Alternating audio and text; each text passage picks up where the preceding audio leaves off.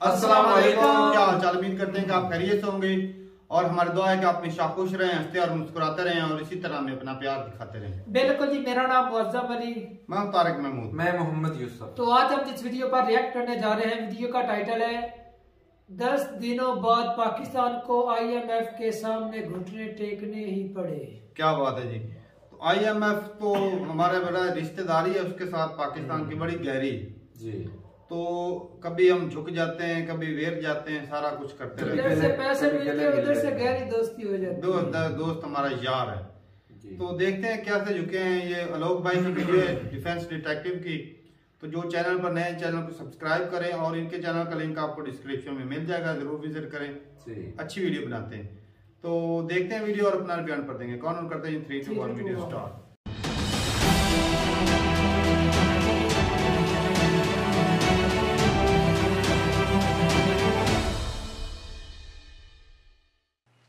नमस्कार दोस्तों, defence detective के एक और एपिसोड में आप सभी का स्वागत है। और जैसा कि आप सबको पता है कि पाकिस्तान से एक बड़ी खबर आई है कि पाकिस्तान ने IMF की सारी शर्तें मान ली हैं। 10 दिनों तक ये मैराथन बैठक चली है और उसके बाद पाकिस्तान की सरकार ने तय किया कि चलिए हर जो शर्त है IMF की मानी जाए, क्योंकि पैसा चाहिए। हालांकि अभी भी IMF की तरफ से ये नहीं कहा गया है कि वो पैसा कब रिलीज कर रहे हैं और रिलीज कर भी रहे हैं कि नहीं कर रहे हैं। लेकिन थोड़ी देर पहले इशाक डार साहब जो हैं फाइनेंस मिनिस्टर, उन्होंने प्रेस कॉन्फ्रेंस की है और उसमें उन्होंने भरोसा दिलाया है पाकिस्तान की आवाम को कि भाई डील हो गई है, पैसे बहुत जल्द आ जाएंगे। तो इस पर बात करने के लिए मेरे साथ आजू काजमी जी मौजूद हैं। आजू जी नमस्ते, स्वागत है आपका। नमस्ते, thank you so much for inviting me. आजू जी, ये जो डील हुई है और पाकिस्तान ने सारी शर्तें मानी हैं, तो ये मतलब कर्ज लेने के एवज में कितनी बड़ी कामयाबी कहा जाए पाकिस्तान के लिए? देखिए, सबसे पहले तो ये डील जो है ये इमरान खान के टाइम से जो है वो चल रही थी और अब जाके जो है इनकी मीटिंग हुई और कहा यही जा रहा है कि जितनी भी कंडीशंस थी वो सब इन्होंने मान ली है। इनके पास कोई और रास्ता था नहीं इसके अलावा, क्योंकि बाकी जो कई कंट्रीज हैं जिसमें गल्फ कंट्रीज भी हैं और चाइना भी है और यूरोपियन कंट्रीज, उन्होंने यही कहा था कि पहले IMF से ले लीजिए, फिर हमसे बात कीजिए, तो फिर हम भी कुछ फंड दे देंगे। तो इस वक्त कंट्री को चलाने के लिए या बचाने के लिए इनको बहुत शदीद ज़रूरत है फंड्स की, तो इसलिए इन्होंने IMF की हर शर्त मान ली है। अब इसाक डार साहब का कहना है कि जी 3 से 4 दिन लगेंगे, उसके बाद ही जो है वो फाइनली जो है वो IMF वाले बताएंगे या फिर ये कि समझे कि पैसे ट्रांसफर करेंगे व्हाटएवर। लेकिन ये कि जब ये सब शर्तें मान ही चुके हैं तो ऑब्वियसली इनको फंड मिल जाएगा और उसमें 3 से 4 दिन तो लगेंगे बहरहाल। लेकिन आजू जी, अब ये फंड तो चलिए मिल जाएगा, $1.2 बिलियन मिलने हैं IMF से, लेकिन इसके जो असरात हैं 170 बिलियन डॉलर्स का टैक्स लगाना पड़ेगा। इतनी मतलब भारी रकम का टैक्स, तो इससे पाकिस्तान की आवाम का क्या होगा? आप भी पाकिस्तान की आवाम में शामिल हैं, तो क्या असर, आप इसको कैसे देख रही हैं? मतलब कितना बड़ा झटका लगने वाला है पूरे पाकिस्तान को? देखिए, अगर तो किसी का घर जो है वो 2 लाख में चलता था पूरे महीने, अगर सब यूटिलिटी बिल्स हर चीज करके, हाउस रेंट वगैरह करके, तो अब उनको 5 लाख चाहिए होंगे। अब वो 5 लाख कहाँ से आएंगे, ये लोगों को खुद सोचना पड़ेगा कि वो क्या करें, क्योंकि कौन सी चीज को कम कर दें, खाना कम कर दें, क्या ना करें, क्योंकि हर चीज महंगी भी होगी तो जाहिर है लोगों की पहुंच से भी दूर हो जाएगी। अब उसके लिए लोगों के पास रास्ता तो कोई है नहीं, क्योंकि लोगों की जॉब्स भी जा रही हैं, साथ साथ कई लोग जो हैं, चाहे अभी रिसेंटली एक टीवी चैनल लॉन्च किया गया था, तो उन्होंने 1-1.5 महीने के अंदर ही 45 जो एम्प्लॉयज थे उनको निकाल दिया है। अब इसी किस्म की बातें हो रही हैं, लोग स्टाफ कम कर रहे हैं और स्टाफ को निकालते जा रहे हैं, जो लोग काम कर रहे हैं उनकी सैलरीज उधर ही हैं। अब वो किस तरह से गुजारा करेंगे? जाहिर है इसके बाद क्राइम बढ़ने का इम्कान है, जो कि ऑलरेडी हम देख रहे हैं कि कराची में कहा जा रहा है कि चोरी और डाके और इस किस्म की चीजें बढ़ गई हैं और इस्लामाबाद में जो है वो रोड क्राइम बढ़ते जा रहे हैं, जो कि पहले नहीं थे। कराची में ऐसा जरूर था कि लोग चल फिर रहे हैं और फोन पे बात नहीं कर सकते मार्केट में या रोड पे, क्योंकि बैग स्नैच करना और मोबाइल छीनना आम सी बात है कराची में, लेकिन इस्लामाबाद में ऐसा नहीं था। मगर अब इस्लामाबाद में भी ये चीज शुरू हो गई है। तो एक तरह का कहना चाहिए IMF का लोन आने से पहले ही और टैक्सेस लगने से पहले, या जो फ्यूल प्राइस बढ़ने जा रही है, सब चीजें जो बढ़ने जा रही हैं, उसको बढ़ने से पहले ही लोगों की परेशानी जो है वो देखी जा सकती है, महसूस की जा सकती है। अच्छा आरजू जी, क्या आईएमएफ ने ये भी कहा है कि भाई सरकार को अपने खर्चे कम करने पड़ेंगे, सेना को खर्चे कम करने पड़ेंगे, कुछ ऐसी बात भी हुई है? बिल्कुल हुई है। और सबसे मुश्किल काम इनको यही लग रहा है, क्योंकि आईएमएफ की तरफ से कहा गया है कि जो पॉलिटिशियंस हैं, जो मिनिस्टर्स हैं, जो कैबिनेट में बैठते हैं, उनके खर्चे भी कम करें, साथ ब्यूरोक्रेट्स के खर्चे भी कम करें, फौज के अंदर भी जो है वो उनके बजट में कटौती हो, बल्कि फौज को ही उन्होंने कहा है कि थोड़ा कम कीजिए। और साथ साथ जाहिर है कि एजेंसीज और सभी के पैसों के बारे में उन्होंने बात की है। ये लोग जो 4-4 गाड़ियां लेके घूमते हैं, बहुत सारे इनके नौकर होते हैं, स्टाफ होता है एक्स्ट्रा, उन्होंने कहा है कि अगर रखना है, जबकि फ्यूल भी ये गवर्नमेंट का ही इस्तेमाल करते हैं ना, गवर्नमेंट को बिल दे देते हैं, तो उसके लिए भी उन्होंने कहा है कि अगर आपने ऐसा करना है तो वो पैसे खुद अपना पर्सनल होना चाहिए, वो गवर्नमेंट के पास से ना जाए।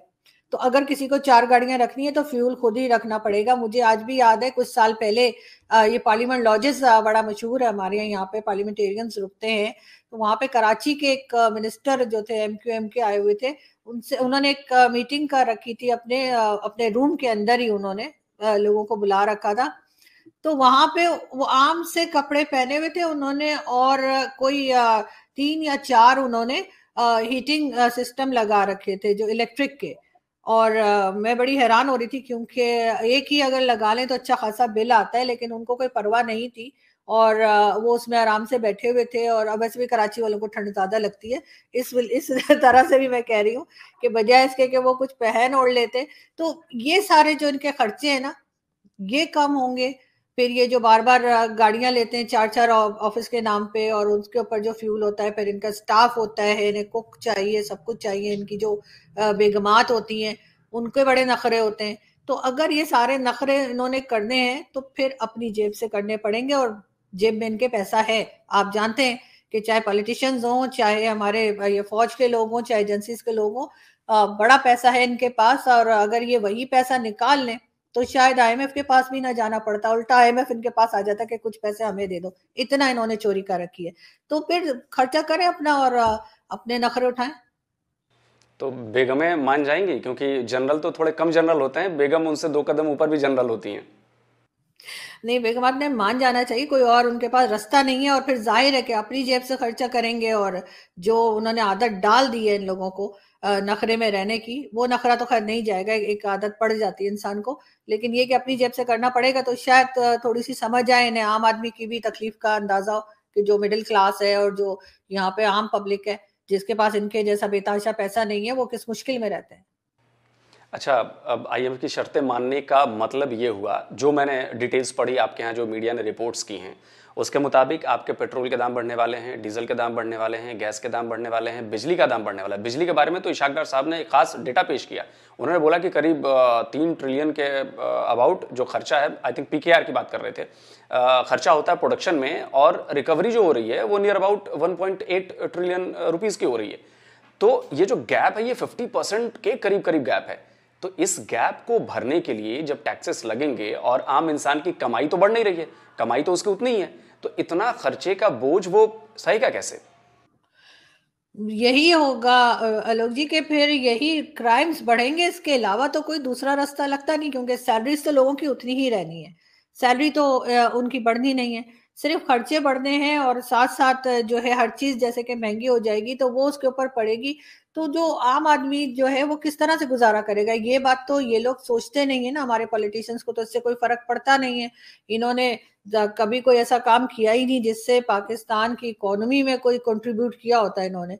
बल्कि जो भी पैसा पहले भी आते रहे, सालों से ये तो लोन ले रहे हैं, लेकिन उस लोन को ये बजाय पाकिस्तान में लगाने के, हमेशा सभी कहते हैं कि दोबारा बाहर पहुंच जाता है वो पैसा, जहां से आया होता है घूम फिर के वहीं के अकाउंट्स में चला जाता है। कभी ये लोग प्लॉट ले लेते हैं और कभी घर ले लेते हैं। लेकिन अब इनके लिए काफी मुश्किल तो होगी, लेकिन वो आम आदमी को होगी, और वो भी मिडिल क्लास को होगी ज्यादा।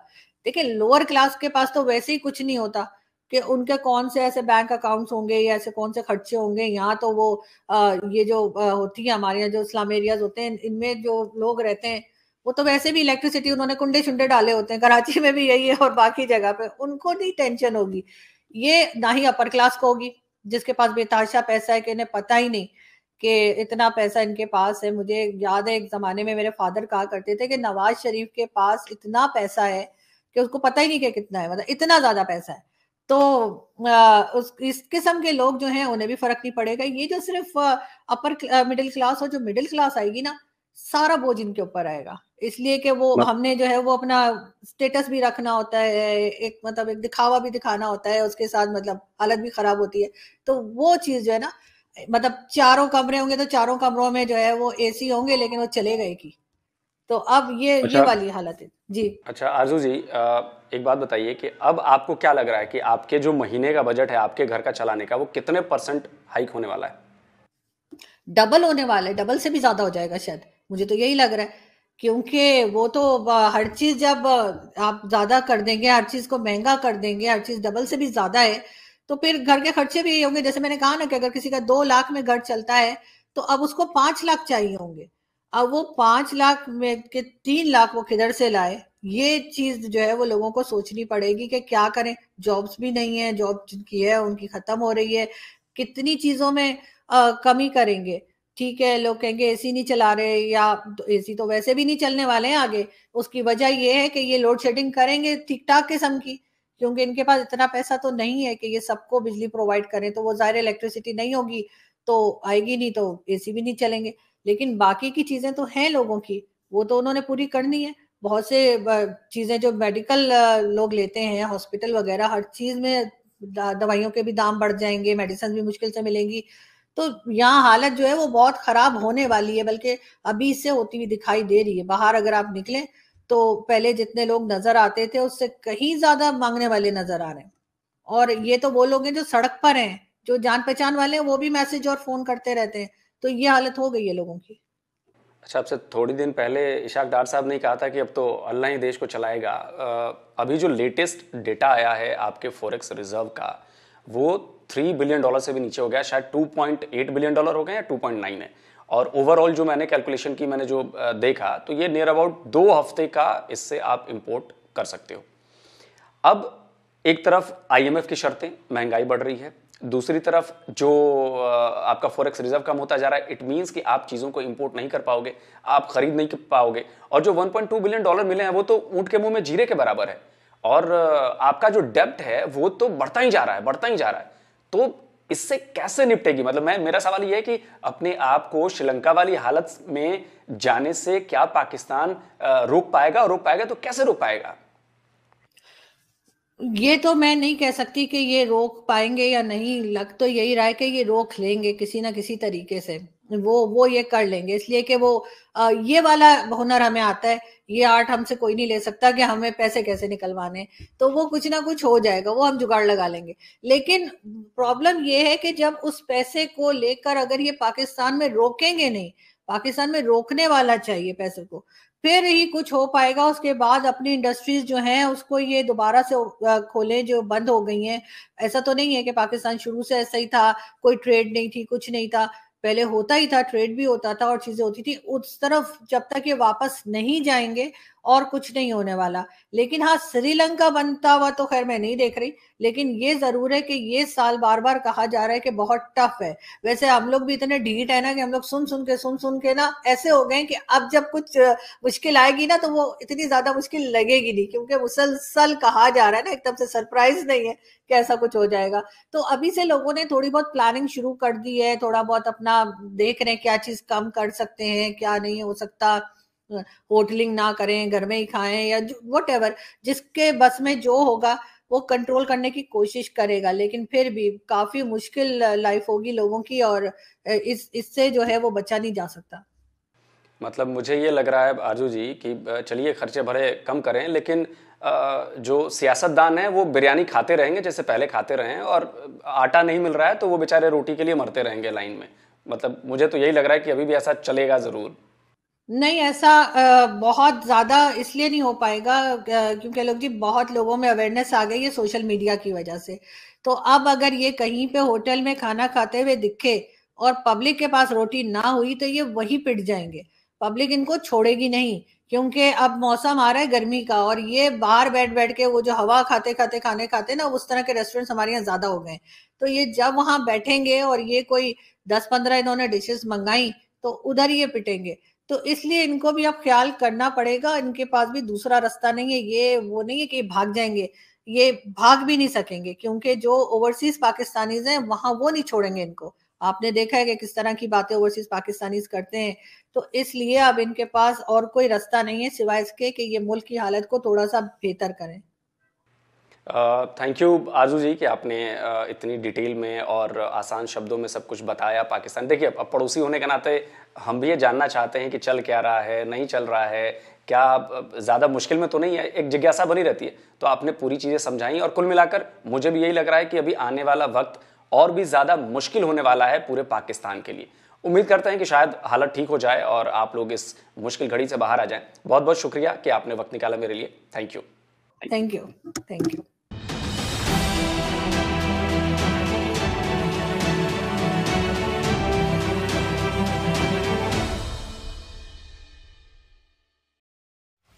चलें जी, वीडियो खत्म हो गई और आज की वीडियो जो है ना वो काफी इंटरेस्टिंग थी।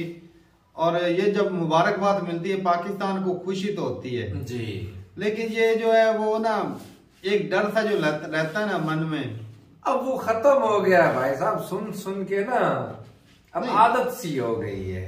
अब तो आदत सी है मुझको यूं जीने। सुबह कहते हैं डिफॉल्ट हो जाएगा, 2 दिन रह गए, 3 दिन रह गए, 5 दिन रह गए। सुन सुन के ना अब लगता ही नहीं है कि डिफॉल्ट करेगा। कल जाएगा भाई, डर तो खत्म हो। नहीं, डर वो रहा ही नहीं ना। ये भी बात, पाकिस्तान डिफॉल्ट नहीं होता। अब हर बंदे को इस बात का तो यकीन है ना कि डिफॉल्ट नहीं करेगा भाई। डिफॉल्ट नहीं करेगा, मांगता के ये शुरू से काम चला रहे हैं भाई साहब। तो जिगर देखो भाई साहब, जिगर। वो मोदी जी ऐसे बोलते 56 इंच का जिगरा। हाँ, जिगर देखो, 60 को फिर वापस लाए। जिसने इतने सालों हमें लूटा, कंगाल किया, उसको फिर ले आए कि भाई और लूटो। जिगर देखो, लूट लो, बड़े जिगर है यहाँ पे तो सब लूटने के लिए जाते हैं भाई। चाहे लेकिन भला हो भाई IMF का, जिसने इस मर्तबा शर्तें जो है ना टफ रखी हैं। थोड़ा सा ना इन अमीर लोगों को भी झंझोड़ा है। अमीर लोगों को तो झंझोड़ेगा, लेकिन सरवाइव तो करेंगे, ऐसा तो नहीं कि उनकी जिंदगी मुश्किल हो जाएगी, लेकिन इस तकलीफ को वो महसूस जरूर करेंगे। उनको कोई फर्क नहीं पड़ना। सब गलत किया है। IMF को चाहिए इनको कर्जा दे ही ना। वो हमारे ऊपर लायबिलिटी बढ़ा रहे हैं भाई साहब, क्या भाई कर तो रहे हैं? फिर मुल्क कैसे चलाना है? अगर IMF लोन वाले तो पहले ही वो मर चुके हैं ना। आप जो है मिडिल वाले हैं उनकी शामत पहले भी आ चुकी है। 75 सालों से ही मर रहे हैं। नहीं भाई, अगर 75 सालों से ही मर रहे हैं। IMF कर्जा देता ना तो इस शर्त पे देता, जो अपर मिडिल क्लास है या जो मिडिल क्लास है उनके ऊपर टैक्स अपर मिडिल क्लास पे टैक्स बढ़ जाता। लेकिन जो बिल्कुल निचला तबका है वो भी तो उसमें ही है। पाकिस्तान का एक तो कानून ऐसा है कि उसमें एक ही ना छुरी से सबको काटे जा रहे हैं। असल में अगर कोई एक करप्शन, यकीन मानो करप्शन खत्म हो जाए। अब जो टैक्सेस होंगे ना, ये बड़े लोग वो भी पे नहीं करेंगे। वो पे करते ही नहीं है, वो करते ही नहीं है भाई। अभी देखो, अभी ये जो महंगाई बढ़ने वाली है, गवर्नमेंट को कुछ ऐसी भी स्कीम निकालनी चाहिए कि जो गरीब लोग हैं कम से कम उनको 2 वक्त का खाना तो नसीब हो जी। अब ना तो उनको तेल लेने की हिम्मत छोड़ेंगे ये लोग। उनकी सैलरी जो है, वो जो वेजेस है, वो वैसे खुद ब खुद ही वो कह देंगे कि भाई हमें बिजली चाहिए। उनकी वेजेस जो है वो फिक्स है, वो तो इतनी बढ़ती नहीं है। ऊपर से आटा जो है वो इतना महंगा होने वाला है, क्योंकि इस दफा जितनी महंगी खाद और डीजल हो चुका है ना, तो जो पानी लगाते हैं भाई हमको पता है कि कितना खर्चा होता है। बिल्कुल। तो एक दफा पानी लगाने से 70-80 हजार जो है ना वो लग जाता है, इतना तकरीबन।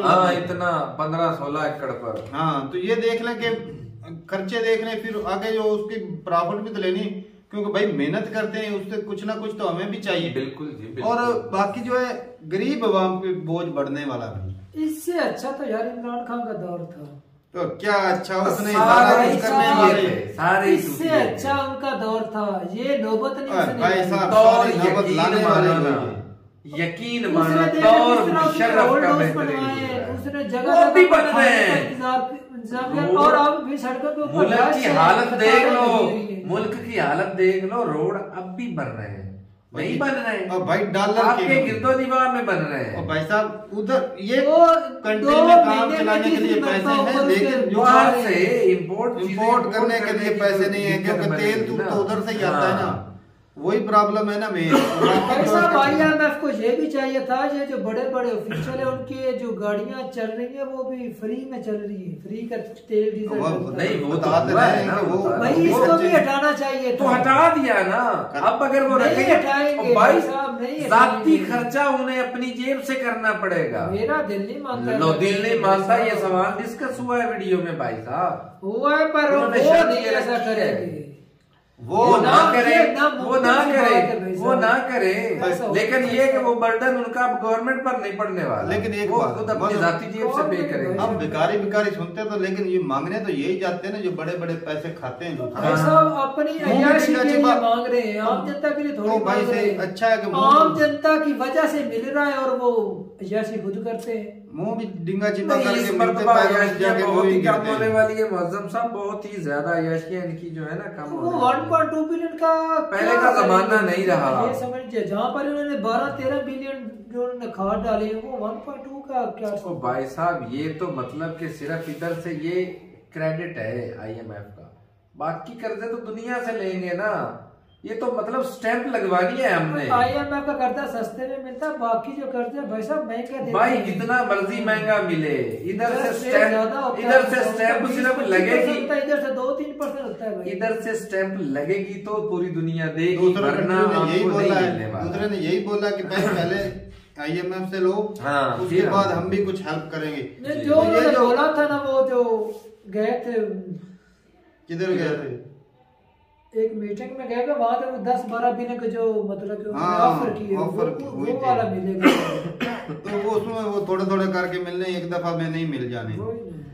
तो जो शर्तें हैं भाई वो सकते हैं, और इसमें जो है ना भाई वो अमीरों को कोई फर्क नहीं, उनके पास तो भाई पैसे लूट मार करके, कई तो भाई लूट मार करके रखे हुए हैं। नहीं, जब टैक्स लोड की शेडिंग चोरी होगी तो फिर भी अमीरों को कोई और फर्क हाँ नहीं पड़ेगा। ये एक भाई साहब और बात बताना चाहूंगा, कराची में मैंने देखा है कि वहां पर जो है ना लोग बिजली की चोरी बहुत करते हैं। पूरे मुल्क क्योंकि- में सिर्फ एक पंजाब है इस लिहाज से यकीन जहाँ माने- बिजली चोरी नहीं होती, और ये बहुत बिल कम पूरे चोरी का पूरा पंजाब पे के कुछ करते हैं। इलाके हैं, वहां पर भी भैया ऐसा करते और हैं। नहीं, नहीं, बहुत कम है नहीं। चोरी करते, लेकिन ना, बहुत कम बहुत करते हैं। कम। करते तो है ना। हमारे गांव में नहीं, कोई वो- ऐसा बंदा है जो वो चोरी ना करता होने है। के कुछ बराबर इलाके है। में बोल रहा हूँ, मैं कौन सा पूरा पंजाब बोल रहा हूँ। नहीं, कराची में तो भाई मैंने देखा शरेआम दिन दिहाड़े वो जो क्या करते हैं, वो एक दो तो रहने ना, पाकिस्तान का सबसे बड़ा शहर बलूचिस्तान के है, अंदर भी ऐसी होती है। बलोचिस्तान में वो बिजली का बिल देते ही नहीं है। वो कुंडियां डाले या ना डाले, वो देते ही नहीं वो है। उधर बिजली भी कम ही देते हैं ना, इतनी ज्यादा बिजली भी नहीं देते।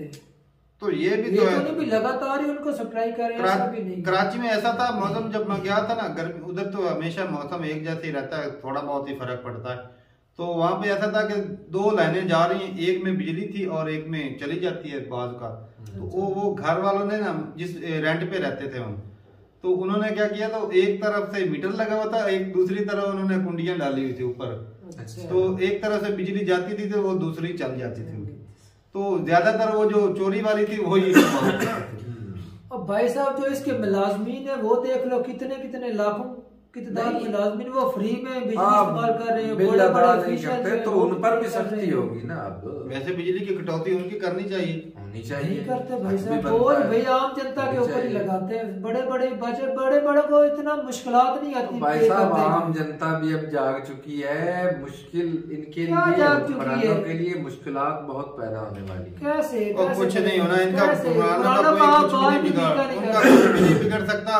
बिगड़ेगा तो उनका जिनके 3-3 4-4 बच्चे हैं और वो मजदूरी करता है, उसको रेंट का किराया देना होता है, वो रेंट देना होता है घर का, और उसको दवाई भी चाहिए, और स्कूल ऊपर की से भाई एजुकेशन साहब के लिए भी। सैलरियां नहीं बढ़ा रहे, ऊपर से मिलें फैक्ट्रियां बंद हैं। अब इंपोर्ट नहीं, एक्सपोर्ट नहीं होगी, क्यों रेट ही इतना महंगा, जब ये महंगी होगी जो प्रोडक्ट बनेगी वो महंगी बनेगी, वो आगे एक्सपोर्ट ही नहीं कर सकते।